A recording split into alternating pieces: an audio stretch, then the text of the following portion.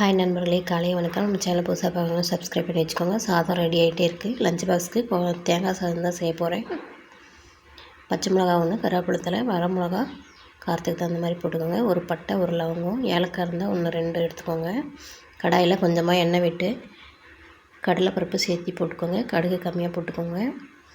போட்டு பொரிஞ்சதும் வரமிளகாய், கருவேப்பிலை, ஒரு பட்டை, ஒரு லவங்கம், ஏலக்காய்லாம் போட்டு தாளிச்சிட்டுக்கலாம். அதோடவே கொரகொரப்பாக அரைச்சி வச்சுருக்கிற தேங்காயும் போட்டுக்கோங்க. சாதம் எந்தளவுக்கு போடுறீங்களோ அந்தளவுக்கு உப்பு போட்டு கொஞ்சம் எண்ணெயிலேயே வதக்கி விடுங்க, கருக விடாமல். அப்போ தான் மதியம் வரைக்குமே சாதம் கெடாமல் நல்லாயிருக்கும். ஏன்னா நான் காலையில் 7 மணிக்கெலாம் ரெடி பண்ணிடுவேன்.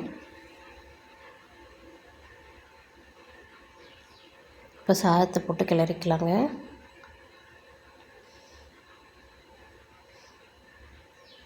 மதியம் லஞ்ச் பாக்ஸ் ரெடி. வாழைக்காய் 65 போட்டுட்ருக்கேன். மதியம் லஞ்சுக்கு கத்திரிக்காய் பருப்பு சாம்பார்,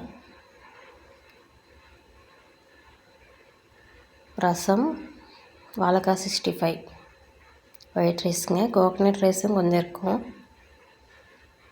தேங்காய் சாதமும்.